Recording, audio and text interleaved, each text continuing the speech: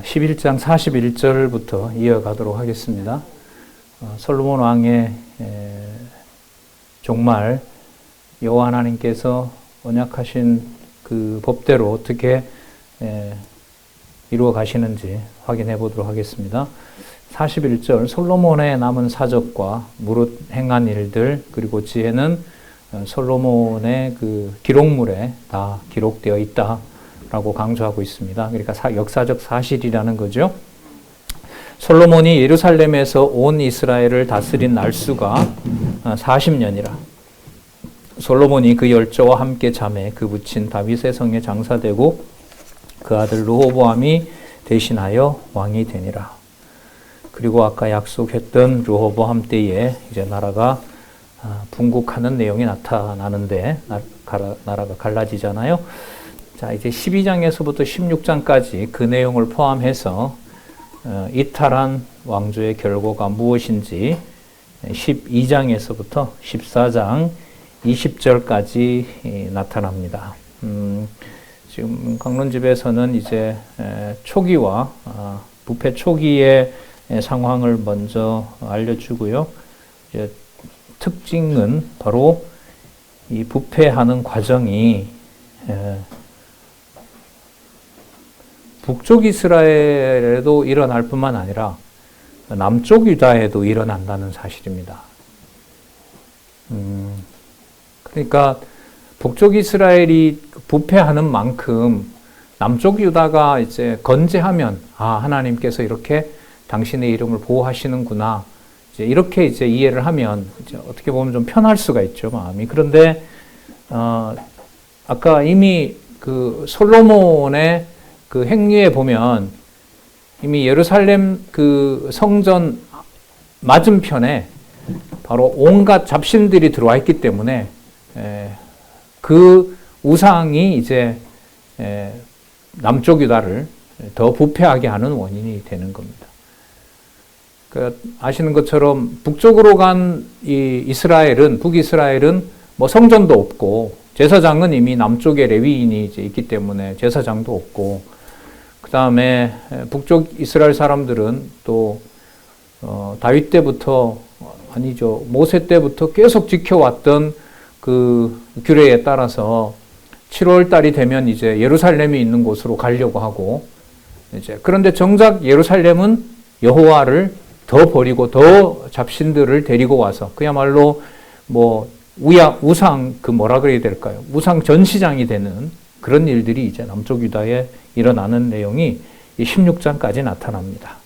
자, 말씀드린 대로 우리 5권으로 가서 계속 이어가도록 그렇게 할게요.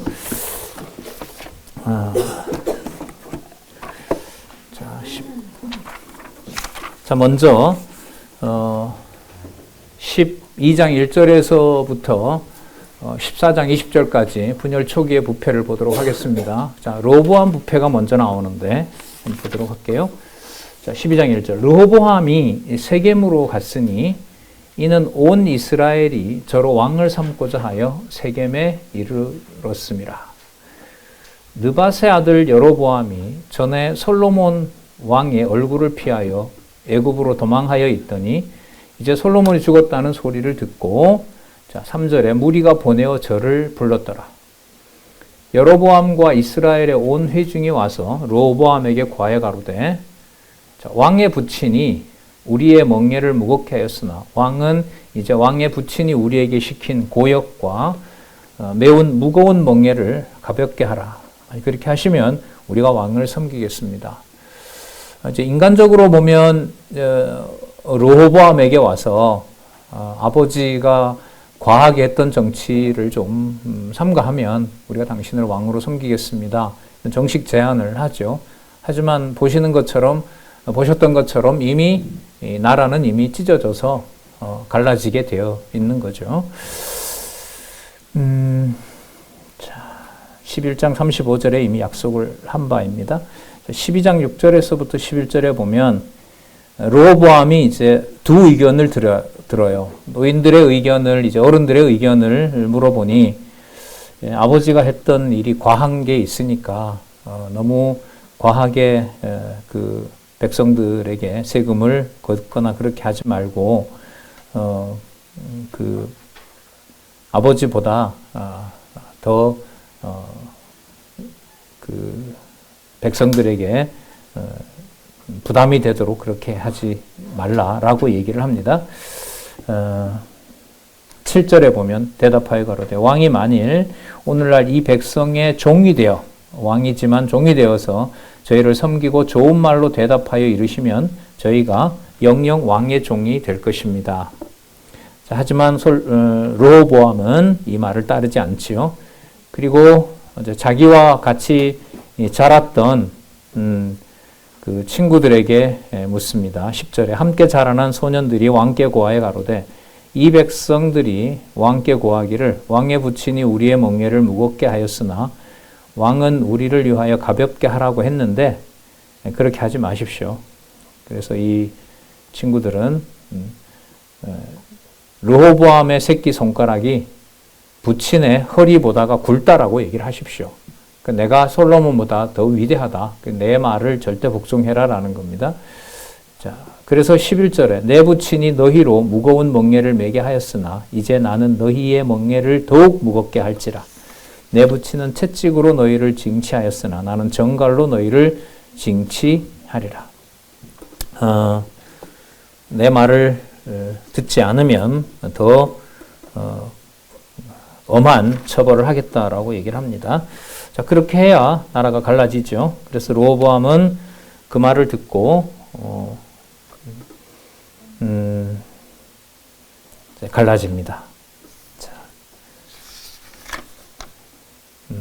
내 부친은 채찍으로 너희를 다스렸지만 나는 정갈로 하겠다. 그걸 이제 여로보암과 그 온 사람들에게 얘기를 합니다. 그리고 성경은 이렇게 해석을 합니다. 12장 15절 같이 읽어볼까요? 자, 12장 15절 시작. 왕이 이같이 백성의 말을 듣지 아니하였으니 이 일은 여호와께로 말미암아 난 것이라. 여호와께서 전에 실로 사람 아히야로 느밧의 아들 여로보암에게 고한 말씀을 응하게 하심이더라. 성취하게 하려 함이라. 아까 31절에 있었죠? 11장 31절에 그 말씀대로 그대로 이루어지는 겁니다. 그러니까 사건의 세세함을 보면 우리의 눈에 저 사람이 요걸 했고 요 사람이 여기를 했고 이게 다 분명해요. 그러나 이 모든 것을 여호와께서 언약하신 대로 성취하셨다라는 것이 사건을 보는 것으로 정리가 안 되면은 이제 여호와 하나님을 경외할 수가 없는 거죠. 성경 기록은 여호와를 경외하도록 수천 년 전부터 이렇게 명확하게 기록을 해주고 있습니다. 그래서 이제 르호보암과 여로보암이 서로 갈라서게 됩니다. 각각 왕이 됩니다. 열 지파가 우리가 다윗과 무슨 관계가 있느냐? 우리 말도 들어주지 않는데. 그래서 16절 중간에 보면 이스라엘아 너희 장막으로 돌아가라. 다윗이여 이제 너는 내 집이나 돌아보라 하고 이스라엘이 그 장막으로 돌아가니라. 자, 17절을 잘 보세요. 그러나 유다 성읍들에 사는 이스라엘 자손에게는 르호보암이 그 왕이 되었더라. 이걸 이제 여호와께서 이미 약속을 했던 거죠. 다 떼서 찢어서 주고 너희들에게는 한 지파를 준다고 했잖아요. 18절에 보면 이제 일이 일어납니다. 르호보암 왕이 역군의 감독, 그러니까 이제 그 공사를 하고 그 아직까지는 자기가 이스라엘의 왕인 걸 생각을 하고 감독하고 이 성을 이렇게 지어라 저렇게 지어라라고 이제 명령을 하는 거예요. 그렇게 하려고 아도니람을 보내었더니 온 이스라엘이 저를 돌로 쳐 죽인지라. 네가 뭔데 우리 보고 이래라 저래라 하느냐. 너희는 저기 유다 지파에 가서 붙어라 다윗에게. 우리는 이제 더 이상 너 말 듣지 않는다라고 해서 르호보암을 돌로 쳐 죽입니다. 그리고 르호보암도 이제 급하게 됐어요. 그러니까 예루살렘으로 도망오는 내용이 나옵니다. 그래서 19절에 보면 이에 이스라엘이 다윗의 집을 배반하여 오늘날까지 이르렀더라. 오늘날은 명확하지는 않아. 이걸 이제 기록할 때니까요. 그 기록하는 것을 우리 일반적으로 보수 이 전 신학에서는 721년 북쪽 이스라엘이 멸망할 때를 보통 얘기를 합니다. 그러니까 뭐 할 때까지? 나라가 망할 이때까지, 오늘날까지 그렇게 북쪽 이스라엘과 남쪽 유다가 갈라져 있었다. 그렇게 설명을 합니다. 바벨론 포로라고도 얘기도 하고요. 그렇게 중요하지는 않습니다. 아무튼 당시 기록할 때까지 다윗의 집을 배반한 사건을 기록을 하고 있습니다. 온 이스라엘이 여로보암에 돌아왔다 함을 듣고 보내어 저를 공회로 청하여다가 온 이스라엘의 왕을 삼으니 유다지파 외에는 다윗의 집을 좇는 자가 없느니라. 유다지파 외에는 다윗의 집. 이 다윗의 집은 이스라엘인데 여기서는 또 다윗의 집이라고 표현을 하죠. 자, 그다음 계속 보겠습니다. 르호보암이 화가 나잖아요. 이것들이 감히 그래서 군대를 모아서 북쪽 이스라엘을 치려고 합니다. 자, 그런데 이제 누가 말리냐면 하나님이 말려요. 약하지 마. 이렇게 얘기합니다. 볼게요. 23절에 솔로몬의 아들 유다 왕 르호보암과 유다와 베냐민 온 족속과 그 남은 백성에게 고하기를. 그러니까 이 남은 백성이 그러니까 정확하게 말하면 10지파가 갈라졌는데 2지파가 남는데 베냐민은 세력이 거의 약하거든요.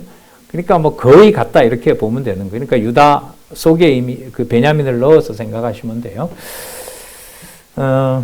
베냐민 온 족속과 그 남은 백성에게 고하여 이르기를 여호와의 말씀이 너희는 올라가지 말라. 너희 형제 이스라엘 자손과 싸우지 말고 각기 집으로 돌아가라. 이 일이 내게로 말미암아 난 것이라 하셨다 하라 하신지라. 내가 갈랐으니까 싸우지 말고 가. 이렇게. 저희가 여호와의 말씀을 듣고 그 말씀을 쫓아 돌아갔더라. 예. 싸움도 허락해야 되고요. 맞죠? 싸움을 중재하는 분도 여호와이시고. 자, 우리의 행복을 위해서?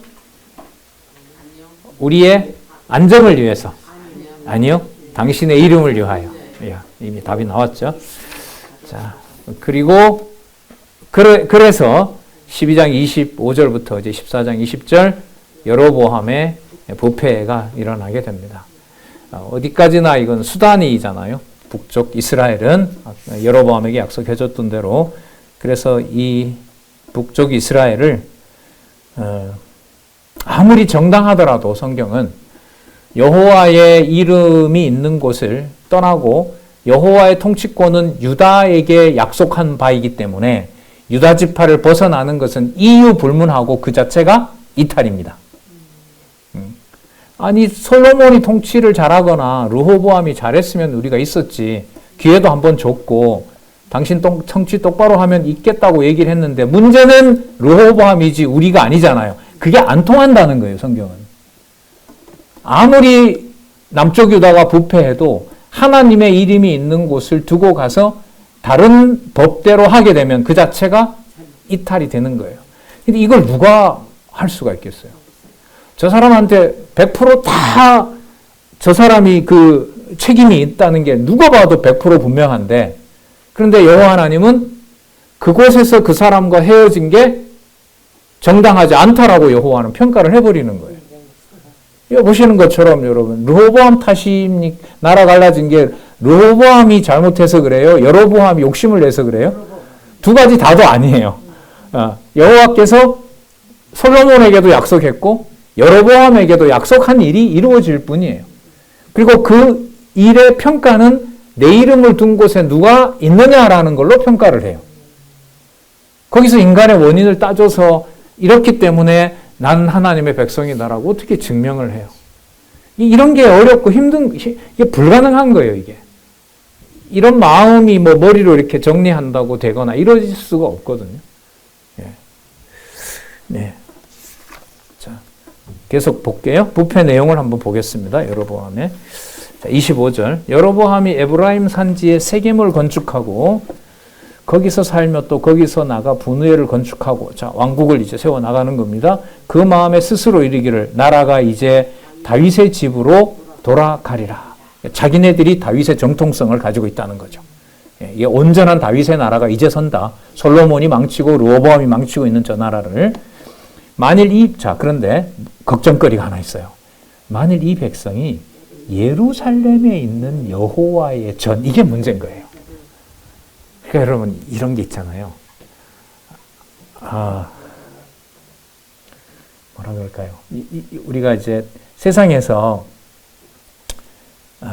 왕이신 그리스도, 교회의 머리이신 그리스도의 통치에서 가장 심각한 범죄는 적그리스도가 되는 거거든요. 그 적그리스도로 저주받는 건 뭐냐 하면 육의 몸을 가지고 이 땅에서 그리스도의 자녀와 하나님의 백성을 내 마음대로 이용하거나 정죄하고 판단하는 거거든요. 그러니까 그리스도의 몸된 교회를 깨는 게 가장 큰 범죄이잖아요. 적그리스도란 말이죠, 그게. 그 심판 대상인 거예요. 자, 그런데 그 심판 대상인 바로 적그리스도가 되는 그것이 우리가 좀 조심하고 의사소통을 잘하고 해서 그게 무마가 되고 서로 이제 이렇게 합리적으로 의견을 이렇게 내서 조정을 하고 이런 절차면 참 좋을 텐데 그렇게 하지 않게 하세요. 그러니까 지금 르호보암에게 당신 정치 잘하면 우리 그곳에 살겠다. 통치를 받겠다. 그럼 통치를 잘 받으면 자연스럽게 예루살렘에 있는 성전도 같이 쓰는 거죠. 그럼 누구를 이탈할 수가 없어요? 여호와를 이탈하지 않는 거죠. 그 이름이 거기에 있기 때문에. 그래서 이유를 불문하고 어떤 이유에서건 아무리 불합리한 이유고 내가 정당하다 하더라도 그리스도의 몸된 교회를 깨는 것은 엄청난 범죄가 돼요. 이건 내가 선택할 수가 없어요. 그냥 단지 무섭고 남겨줬다는 입장에서는 감사할 뿐이에요. 이 정황으로 봤을 때 여러분 북쪽 이스라엘은 원래부터 떠나고 싶어 했던 게 아니죠. 그렇죠? 잘하면 남겠다는 거 아니겠어요? 근데 하나님은 어떻게 이미 하기로 했냐면 이미 떠나게 되어 있고 찍기로 하신 거예요. 그러니까 합리적으로 보면 여로보암의 제안이 맞았죠. 그런데 아무리 정당하게 열지파를 모아서 나라를 건설했다 하더라도 누구 이름에서 떠나버려요? 그 여호와의 이름이 있는 곳에 떠났을 때는 더 이상 돌아올 수가 없어요. 그러니까 하나님 진노하고 시련을 주고 치고 부시고 갈라놓고 하시더라도 진리의 말씀이 함께하는 교회와는 하나님 함께해 주십시오라는 기도가 간절한 거예요. 잘잘못을 따질 수 없게 하시면서 오직 여호와의 말씀에 있게 해주기를 간절히 기도하는 거죠. 예. 자, 우리 그런 말 하잖아요. 저분이 교회에서 떠난 건 되게 안타까워. 그 말에 다 공감하거든요. 저렇게 좋아하던 분이 말씀을 그 이후의 상황은 우리가 정확히 알 수 없으나 어쨌든 성경 말씀에 대한 권위를 확증한 성경 신학을 함께 연구하고 공부하고 아름다운 일을 해가지 않은 일에 동의를 하지 않는다는 그 현상으로 봤을 때 우리의 마음이 동일하게 다 아프다 하더라도 여호와 하나님께서 하시는 그 주권적인 방법은 우리의 이해력으로 판단할 수 없게 하세요. 자, 보겠습니다. 아무리 후회해도 예루살렘에 있는 전을 들어다가 세겜에다 가져올 수는 없어요. 그 자리 거기에 있어야 돼요. 이 성전은. 자, 여로보암의 큰 걱정인 거죠. 그리고 해결책을 제시하는데 그야말로 완전히 이제 이탈하게 돼요. 여호와 이름에서. 27. 만일 이 백성이 예루살렘에 있는 여호와의 전에 제사를 드리고자 하여 올라가면 이 백성의 마음이 유다 왕 된 그의 주 르호보암에게로 돌아가서 야, 우리가 판단 잘못했어. 여로보암 저기 따라간 게 아니야. 그러니까 자, 다시 우리 르호보암에게 오고 여로보암을 죽이고 다시 이 나라 하나로 합쳐자. 이렇게 이제 상상을 하는 거죠. 물론 하나님이 그렇게 이제 몰아가지만 나를 죽이고 유다 왕 르호보암에게로 돌아가리라 하고. 여러분 이 생각을 어느 왕인들은 안 하겠습니까? 불쌍하죠, 인간적으로 이렇게 보면. 왕 된다고도 하지 않았는데 어느 날 선지자가 와서 너 왕 될게. 그렇게 하고 상황으로 보니까 선지자가 와서 했기 때문에 하나님 뜻을 이룬 줄 알았는데 결과적으로 보니 여호와를 섬길 수 없는 상황으로 가. 와, 이런 저주가 어디 있어? 이런 얼마나 무서워요, 이게. 네. 내 도와줄게. 근데 알고 보니 내 뼈까지 다 가져가.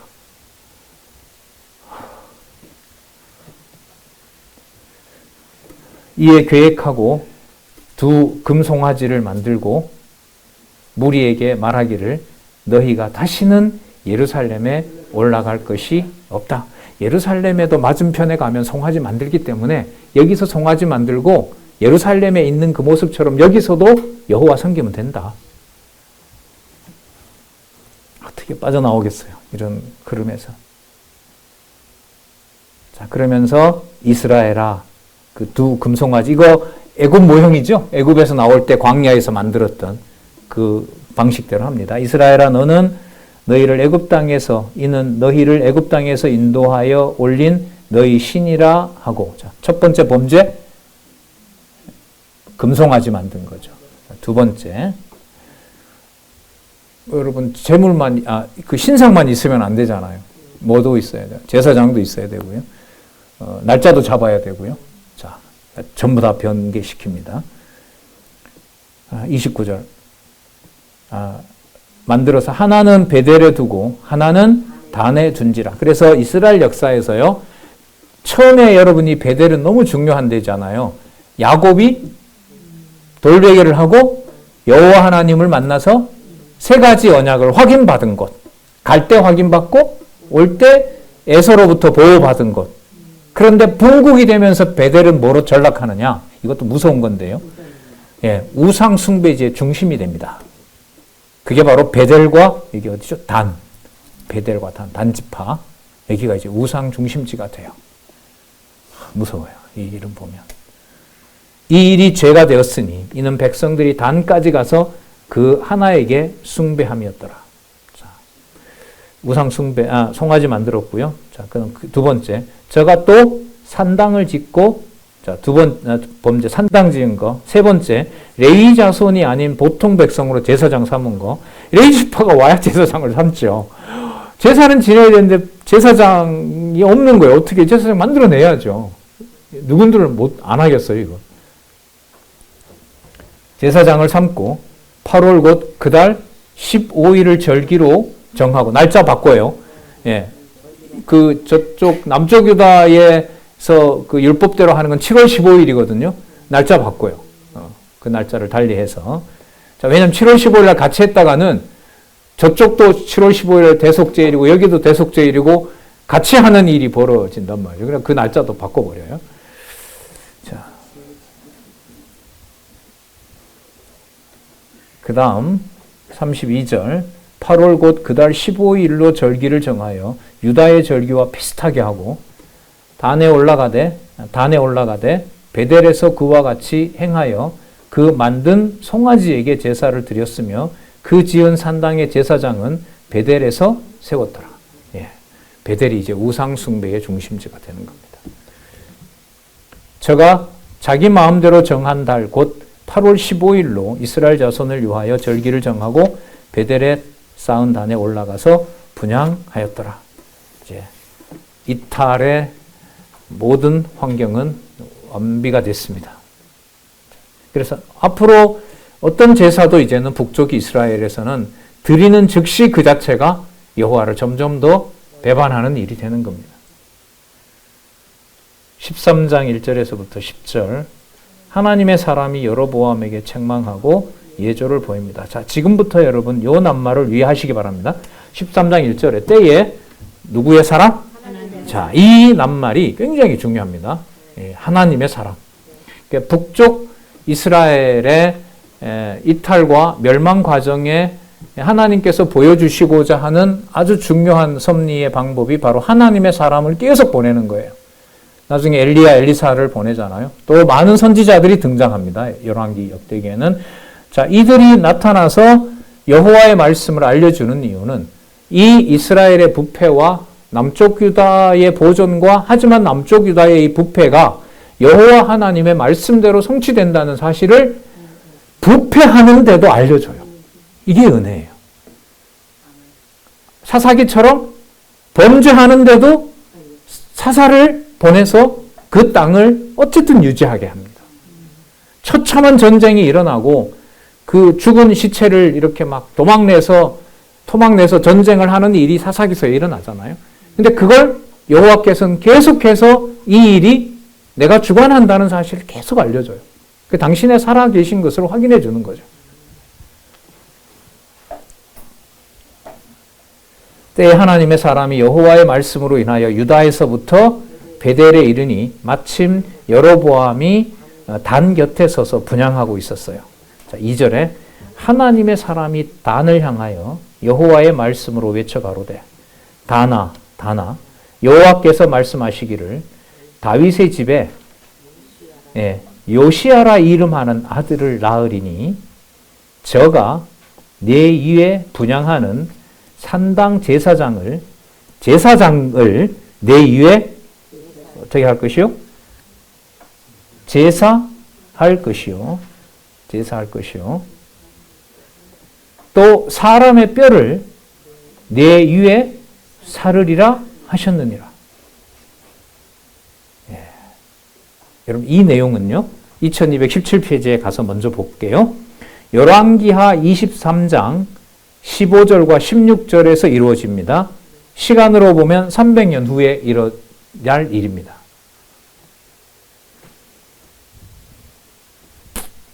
흥미롭죠?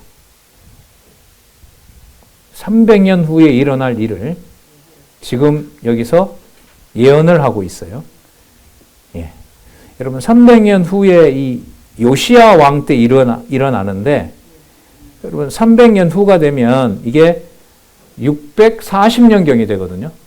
640년이면 이미 어디가 멸망했냐 하면 북쪽 이스라엘이 멸망한 후가 되는 거예요. 그렇죠? 721년에 망하기 때문에. 자, 그러면 이게 남쪽 유다로 넘어가서 바로 북쪽 이스라엘의 이 우상 숭배를 혁파해버리는, 멸해버리는 그런 일들을 여기서 약속을 하고 있습니다. 그러니까 이 말을 왜 하냐면 여로보암이 지금 범죄하고 있는 이 상황을 하나님께서 역사적으로 성취됐으니까요. 300여 년 후에 여호와는 이렇게 돌아올 것 같지 않은 이 부패를 여호와께서는 다시 당신의 이름을 위하여 회복하실 것이다. 회복하실 것이다. 유다가 이뻐서? 아니에요. 그러니까 유다도 관리 못하기 때문에 이렇게 되는 거죠. 유다에게도 예루살렘을 통해서도 관리가 안 되기 때문에 내가 내 방식대로 내 원하는 왕을 세워서 그렇게 하겠다. 자, 그걸 이미 약속하고 있는 겁니다. 그 무서운 일들 이대로 다 이루어집니다. 제사장을 불살라버리고요. 사람의 뼈들을 그 위에서 다 태워버리는 일이 일어나게 됩니다. 자, 그날에 저가 예조를 들어 가로되 이는 여호와의 말씀하신 예조라. 3절이요. 단이 갈라지며 그 위에 있는 재가 쏟아지리라 하매 여로보암 왕이 하나님의 사람의 베델에 있는 단을 향하여 외쳐 말함을 들을 때에 단에서 손을 펴서 저를 잡으려 하였더라.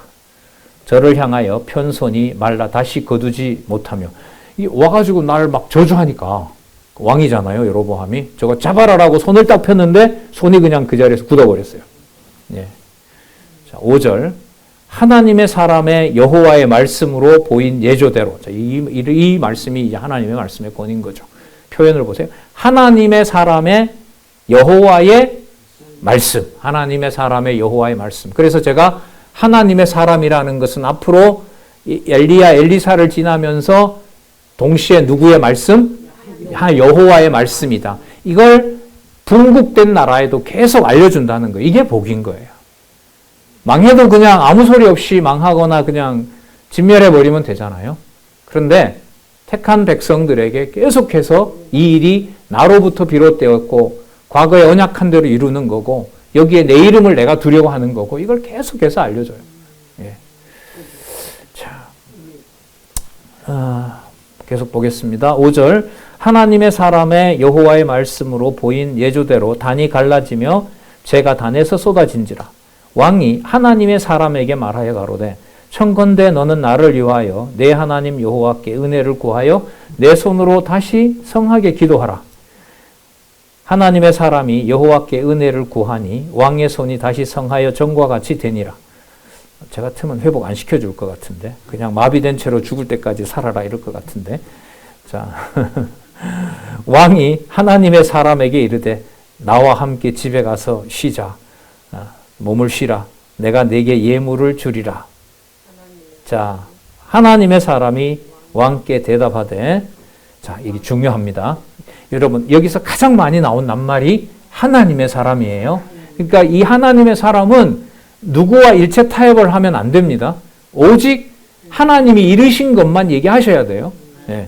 그게 나중에 엘리야, 엘리사를 통해서 그대로 이루어지는 거예요. 엘리야, 엘리사 자기 마음대로도 안 돼요. 엘리야 같은 경우에 죽고 싶어도 못 죽어요. 이 정도로 하나님의 사람이라는 게 매우 중요한 단어가 돼요. 열왕기에서. 오늘 꼭 기억하시기 바랍니다. 자, 8절 하나님의 사람이 왕께 대답하되 왕께서 왕의 집 절반을 내게 준다 할지라도 나는 왕과 함께 들어가지도 아니하고 이곳에는 떡도 먹지 아니하고 물도 마시지 아니하리라. 왜냐하면 이는 곧 여호와의 말씀이 내게 명하여 이르시기를 떡도 먹지 말고 물도 마시지 말고 왔던 길을 도로 가지도 말라 하셨음이니이다 하고 이에 다른 길로 가서 자기가 베델에 오던 길로 쫓아 돌아가지 아니하니라. 이 세 가지를 꼭 지켜야 돼요. 먹지도 말고 마시지도 말고 돌아왔던 길을 누가 부른다고 돌아가지 마라. 누구이기 때문에? 하나님의 사람이기 때문에. 하나님의 사람이기 때문에. 예, 하나님의 사람이기 때문에. 자, 두 가지가 분명하죠. 하나님의 사람이므로 언약한 대로 그대로 반드시 이룬다는 것. 두 번째, 하나님의 사람이므로 자기 마음대로 안 된다는 것. 안 된다는 것. 그런데 사람들은 타협을 해서 하나님의 사람의 목소리가 자기에게 유리하도록 하려고 하겠죠. 자, 그 사이에 이제 하나님의 진노가 임하는 겁니다. 자, 여기서 이제 또 다른 사람을 하나 소개를 하는데 13장 11절을 보세요. 아까 그 사람은 누구의 사람? 하나님의 사람. 이거 되게 중요해요. 하나님의 사람. 자, 하나님의 사람으로서 선지자예요. 근데 또 한 선지자를 소개하는데 13장 1절에 어떤 선지자냐면 베델의 한 늙은 선지자. 자, 여러분 아까 베델은 좋은 곳으로 설명이 되지 않았죠? 무엇의 중심지? 우상의 중심지. 우상의 중심지. 어느 정도로 사악해요? 비스무리하게. 예루살렘에 있는 것처럼 비스무리하게 만들어서 여기도 여호와가 있다라고 거짓말하는 바로 그 동네에 있는 한 늙은 선지자. 그럼 베델에 있는 이 선지자의 상황으로 봤을 때는 자, 나라 갈라진 지 얼마 안 됐으니까요. 수천 년 동안 여호와를 섬겨왔으니까 여호와에 대한 정보는 알고 있어요. 하지만 베델은 이미 하나님께서 버린 곳이에요. 앞으로 300년 후가 되면 전부 다 끝장을 낼 동네인 거예요. 자, 거기에 한 늙은 선지자가 있어요. 자, 아까 가장 중요한 낱말이 하나님의 선지자예요. 자, 그거 염두에 두시고 계속해서 보겠습니다. 하나님의 사람이에요. 베델에 하나님의 사람이 아닌 한 늙은 선지자가 살더니 그 아들들이 와서 이날에 하나님의 사람이 베델에서 행한 모든 일을 저에게 고하고 또 두 번째, 그가 여로보암 왕에게 고한 말도 일러줘요. 아까 여로보암 왕이 이렇게 손 뻗었다가 굳었고 그또 회복됐고 여로보암이 청하여서 집으로 데려가려고 했는데 그렇지 않다라고 얘기하고 그 여로보암으로서는 선지자니까 대접을 해서 자기에게 유리한 어떤 예언을 듣고 싶겠죠. 근데 그건 안 된단 말이에요. 자, 이런 얘기까지 이제 이 아들들이 베델의 이 한 늙은 선지자에게 얘기를 해줬어요. 아버지가 딱 듣는 순간 그 아비가 저에게 이르되 그가 어느 길로 가더냐 하니 그 아들들이 유다에서부터 온 하나님의 사람의 간 길을 보았습니다. 이게 표현 보세요. 어디에서 왔다고요? 유다에서 온. 자, 그걸 딱 선지자가 듣는 순간 베델이 고립되어 있고 북쪽 이스라엘이 정당성이 없다고 생각을 하기 때문에 누구의 이름으로? 유다에서 온 선지자의 이름으로 자기가 말을 하게 되면 베델의 타락한 베델, 버려진 베델이 아니라 그 정당성이 어디에서부터? 유다로부터. 그러니까 그 성전이 있는 바로 그 유다로부터 그 메시지를 전하는 어떤 그 정당한 이유가 되는 거잖아요. 그 뭔가 욕심이 있는 거죠. 자, 여러분 이 모든 것들을 여호와께서 섭리하신다는 거 큰 그림을 그리시면서 볼게요. 13절 저가 그 아들들에게 이르되 나를 위하여 낙의 안장을 지어라. 자, 그리고 빨리 가자. 14절 하나님의 사람의 뒤를 쫓아가서 상수리 나무 아래 앉은 것을 보고 이르되 그대가 유다에서 온 하나님의 사람이뇨? 대답 그렇다. 15절 저가 그 사람에게 이르되 나와 함께 집으로 가서 떡 먹자. 대답하되 나는 그대와 함께 돌아가지도 못하겠고 그대와 함께 들어가지도 못하겠으며 가지도 못하겠고 함께 들어가지도 못하겠으며 내가 이곳에서 그대와 함께 떡도 먹지 아니하고 물도 마시지 아니하리니 왜냐하면 자 여호와의 말씀이 자 이게 핵심이죠. 여호와의 말씀이 내게 이르기를 내가 가서 떡도 먹지 말고 물도 마시지 말며 또 내가 오던 길로 돌아가지도 말라 하셨음이라. 자 18절 저가 그 늙은 선지자가 베델의 늙은 선지자가 그 사람에게 이르되 나도 그대와 같은 선지자라. 나도 선지자다. 천사가 여호와의 말씀으로 내게 이르기를 그를 내 집으로 데리고 돌아가서 그에게 떡을 먹이고 물을 마시우라 하였느니라 하니 이는 그 사람을 근데 거짓말이 너무 완벽해요. 나도 선지자인데 천사가 나타나서 천사는 하나님의 사자 아니에요? 하나님의 사자가 나타나서 당신 대접하라 그랬다. 이 말은 벗어나기 힘들어요. 이거 어떻게 극복해요? 아우 못된 늙은이 같으니라고. 베델은 안 돼요. 그래서 예, 베델. 예. 나중에 이 선지서에 가면 이 베델에 임하는 진노가 무섭습니다. 예, 어쨌든 이에 그 사람이 저와 함께 돌아간 것부터 범죄죠. 그 집에서 떡도 먹고요, 물을 마십니다. 하나님이 미리 나타나면 좋은데 딱 돌아가서 마시고 먹었더니 하나님이 나타나세요. 20절 왜 이러시는 걸까요? 도대체 저희가 상 앞에 앉았을 때에 여호와의 말씀이 그 사람을 데려온 선지자에게 임하니 그러니까 유다에서 온 선지자에게 임한 게 아니고요. 데려온 선지자, 그걸 거짓말한 늙은 선지자에게 여호와의 말씀이 임합니다. 뭐 하려고 임하냐면 이 나쁜 놈 같으니라고 감히 거짓말을 해서 내가 보낸 이 선지자를 이렇게 속여 너 그 자리에서 죽는다라고 죽어야 되거든요. 그래 제가 이해가 잘 돼요. 근데 아니에요 이게. 그렇게 속인 그 선지자에게 여호와의 말씀이 임해서 뭐라고 얘기를 하냐면 22절 저가 유다에서 온 하나님의 사람을 향하여 외쳐 가로되 여호와의 말씀에 내가 여호와의 말씀을 어기며 내 하나님 여호와가 내게 명한 명령을 지키지 아니하고 돌아와서 여호와가 너더러 떡도 먹지 말고 물도 마시지 말라 한 곳에서 떡을 먹고 물을 마셨으니 내 시체가 내 열조의 묘실에 들어가지 못하리라 하였느니라. 죄송합니다. 뭐 묻은 거 보고?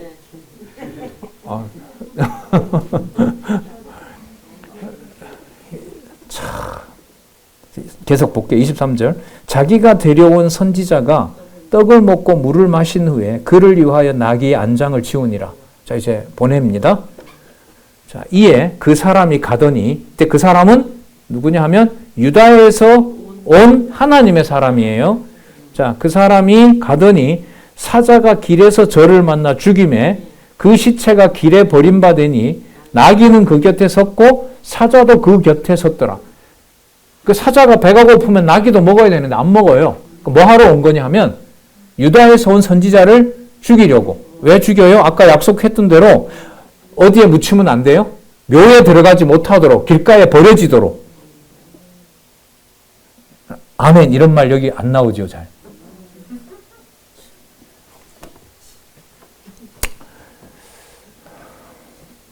계속 볼까요? 지나가는 사람들이 길에 버린 시체와 그 시체에 선 사자를 보고 그 늙은 선지자가 사는 성읍에 와서 말합니다. 이런 당신 집에 있던 선지자 이렇게 됐습니다라고 해요. 그 사람을 길에서 데리고 돌아간 선지자가 듣고 말하되 이는 여호와의 말씀을 어긴 하나님의 사람이로다. 여호와께서 그에게 하신 말씀과 같이 여호와께서 그를 사자에게 붙이심에 사자가 그를 찢어 죽였도다. 이에 그 아들들에게 말하여 가서 안장을 지우고 시체를 지음에 가서 본즉 그 시체가 길에 버림받았고 묘실에 안 들어간다 그랬잖아요. 그러니까 그대로 버려져야 되고 나귀와 사자는 그 시체 곁에 섰는데 사자가 시체를 먹지도 아니하였고 나귀를 찢지도 아니하였더라. 다만 뭐 하러 온 거예요? 사자는 죽여서 묘실로 안 보내고 죽이는 일을 눈앞에 보여주려고. 늙은 선지자가 하나님의 사람의 시체를 떠들어 나귀에 싣고 실어가지고 들어가 자기 성읍으로 들어가서 울며 슬피 울며 장사하되 곧 그 시체를 자기 묘실에 두고 그를 위하여 슬펴 울며 가로되 오라 나의 형제여 하니라. 그 사람이 장사한 후에 저가 그 아들들에게 말하여 가로되 내가 죽거든 하나님의 사람을 장사한 묘실에 나를 장사하되 내 뼈를 그의 뼈 곁에 두라. 유다에서 와서 자기 묘실로 못 들어간 거예요. 그 이방에 그냥 버려진 거죠. 북쪽에 약속대로.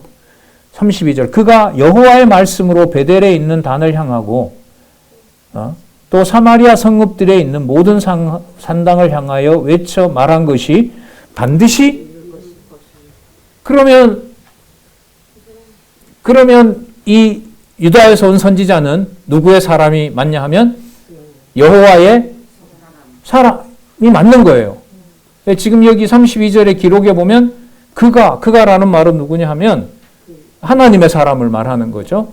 그가 여호와의 말씀으로 자기 말이 아니라 베델과 사마리아에 약속한 내용들이 전부 다 이루어지는 거예요. 멸망하게 된다는 거, 이 북쪽 이스라엘이. 그래서 제 결론을 내리면 거짓말하면 안 돼요. 아니다. 죄송합니다. 거짓말을 잘 해도 돼요. 이것도 안 되죠. 속여도 돼요.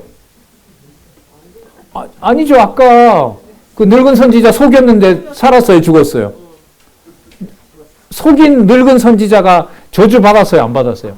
안 받았잖아요. 그러니까 뭐 해도 돼요? 속여도 되지. 어떻게 이걸 정리를 할까요, 이게? 그럼 이 벌을 받아야 될 인간은 누구냐 하면 거짓 선지자가 벌을 받아야죠. 늙은이 뭐 했으니까 하나님 이름을 빙자해서 자기가 계시를 받았다고 하며 여호와가 보낸 선지자를 속였기 때문에 응당 가장 무서운 벌을 받아야 될 자는 바로 늙은 선지자입니다. 근데 하나님 그렇게 하지 않아요. 늙은 선지자한테 속은 유다에서 온 선지자를 하나님의 명을 어겼다는 것을 이유로 죽입니다. 사자에게 맡겨서 묘실에 못 들어가게 합니다. 목적은 유다에서 온 이 선지자가 귀한 게 아니고 유다에서 온 이 선지자의 하나님의 말씀이 얼마나 엄격한 건가를 보여주려는 게 이 목적인 거예요.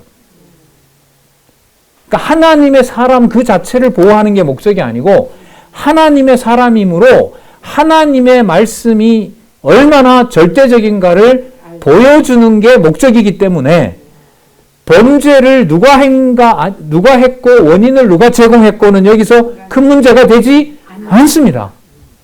그래서 아까 계속 반복했던 게 누구의 사람? 하나님의 사람이라는 게 여기서 확인이 되는 거예요. 그러면 유다에서 온 이 선지자가 약속한 대로 명을 어겼기 때문에 하나님의 말씀대로 사자에게 찢어 죽인 거예요. 맞죠? 그럼 사자에서 찢겨 죽인 것은 억울하죠. 왜? 속아서 그랬기 때문에. 하지만 하나님의 말씀이 얼마나 엄격한지를 보여주는 데서는 선지자의 죽음이 진짜 하나님의 말씀이 이렇게 엄하구나라는 걸 억울하게 죽은 하나님의 유다에서 온 선지자를 통해서 드러나는 거예요. 결과는 누구의 말씀의 엄격함? 하나님 말씀의 엄격함이에요. 그럼 그 하나님의 엄격한 말씀이 어떻게 이루어지느냐?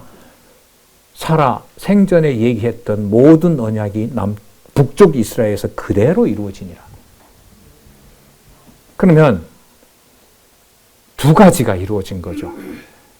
자신이 죽음을 통해서 누구의 사람임을 확증하고 하나님의 사람임을 확증하고 그 하나님의 사람의 확증은 북쪽 이스라엘에 예언했던 대로 그대로 다 이루어지고 죽음은 인간적으로 되게 억울하고 그리고 목적이 억울한 죽음을 해소하고 억울한 죽음을 설명하고 여기에 목적이 있는 게 아니에요. 하나님 말씀의 엄격함이 있는 겁니다.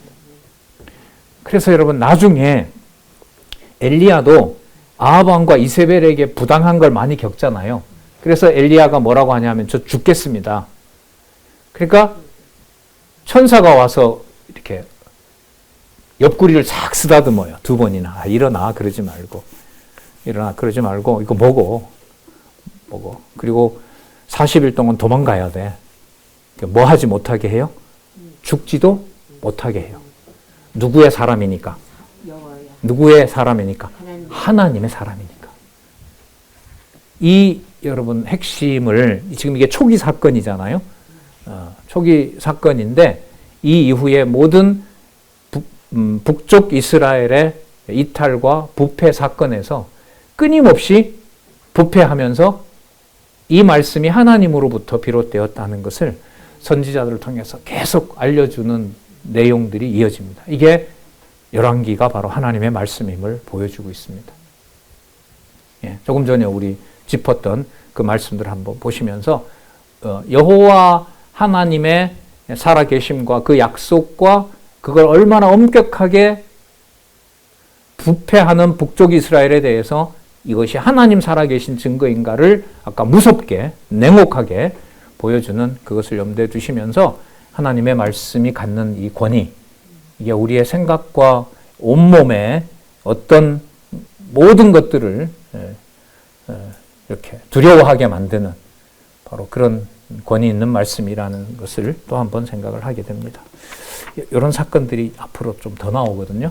자, 우리 차 한잔 하시고요. 12시 10분에 13장 33절부터 다시 보겠습니다.